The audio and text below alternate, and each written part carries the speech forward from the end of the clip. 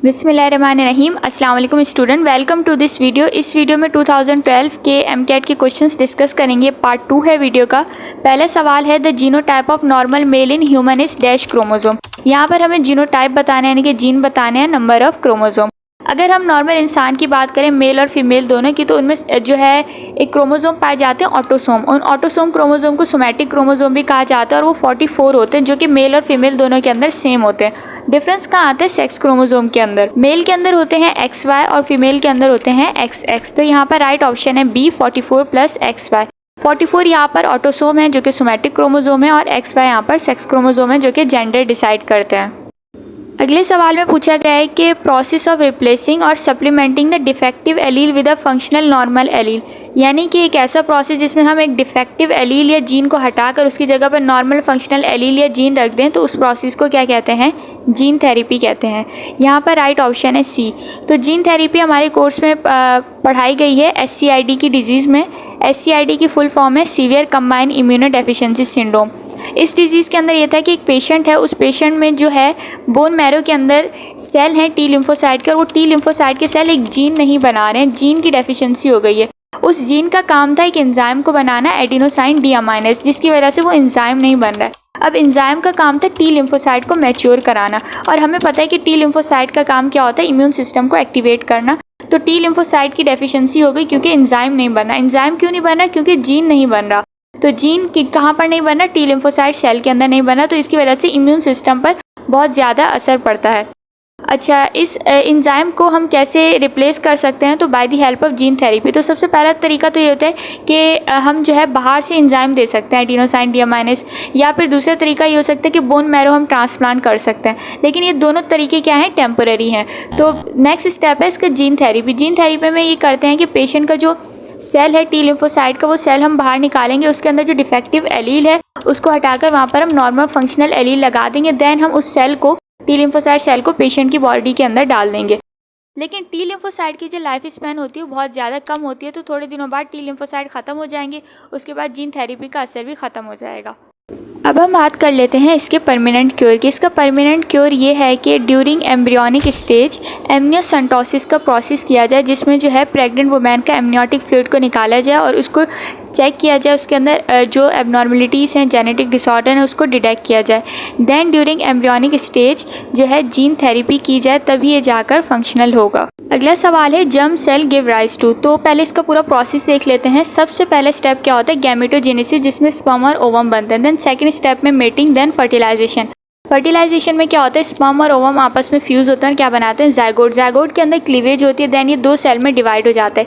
एक सेल कहलाते हैं somatic cell and the another cell is germ cell. Somatic cell क्या करेंगे? हमारे पूरे बॉडी के ऑर्गन्स वगैरह सब बनाएंगे, जबकि जर्म सेल क्या बनाते हैं? एग और स्पर्म। तो यहाँ पर राइट ऑप्शन है C। बाकी leg, head, hands and all the body parts ये कौन बनाएंगे? सोमैटिक सेल, जो कि मेल और फीमेल के अंदर सेम होते हैं। अगला सवाल है the cell from a bacterial clone were grown for many generation on a medium in which all the nitrogen compound contain only the isotope of nitrogen 15। अच्छा, ये जो एक्सपेरिमेंट की बात की गई है, ये वो वाला एक्सपेरिमेंट है जिसमें था कि DNA replication is a semi conservative. Her DNA जितना डिवाइड होगा उसमें हमेशा आधी इन्फॉर्मेशन नई होगी और आधी पुरानी वाली होगी।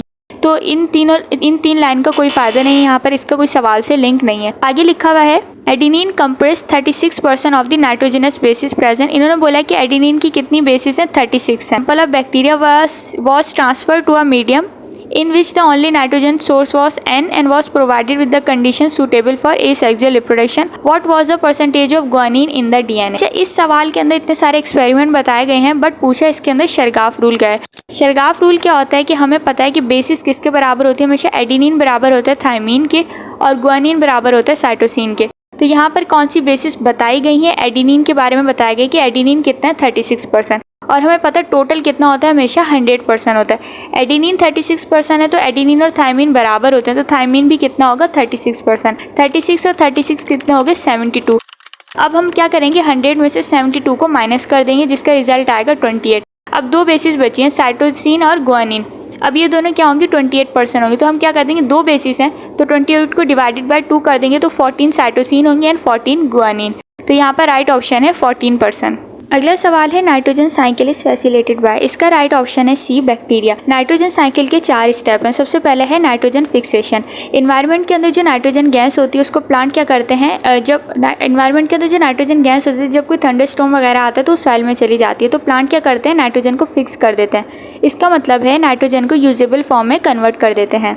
उसके बाद क्या होता है कि इन प्लांट को कौन खाते हैं, एनिमल। जब एनिमल की डेथ होती है तो एनिमल के अंदर क्या होती है, अगेन नाइट्रोजन पाई जाती है, तो कुछ बैक्टीरिया उस पर एक्ट करते हैं जो उस नाइट्रोजन को कन्वर्ट कर देते हैं अमोनिया के अंदर। इस स्टेप को कहते हैं अमोनिफिकेशन।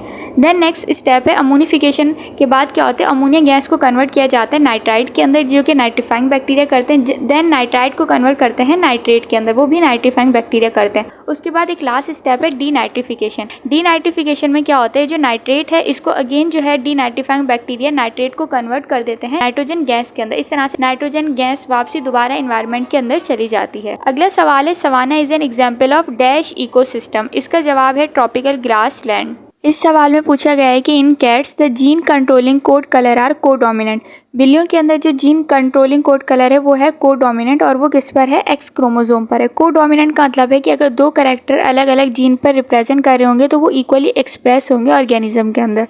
और इन्होंने कहा कि उस जीन को कंट्रोल करने वाला जो कैरेक्टर है वो सिर्फ किस पर है, एक्स क्रोमोसोम पर है। आगे इन्होंने क्रॉस बताया, पेरेंट्स हैं। When a black female was mated with a ginger male. जब ब्लैक फीमेल का क्रॉस कराया इन्होंने जिंजर मेल के साथ तो उस नतीजे में जो बच्चे हुए हैं वो ब्लैक मेल हुए हैं और टॉर्टोइस शेल फीमेल।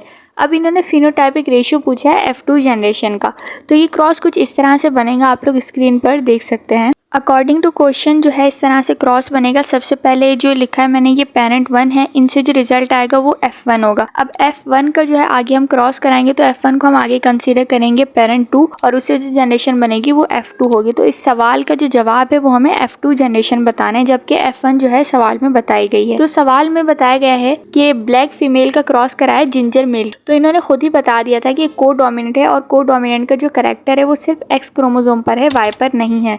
तो कैपिटल बी हम ब्लैक के लिए ले लेते हैं और जी हम ले लेते हैं जिंजर के लिए।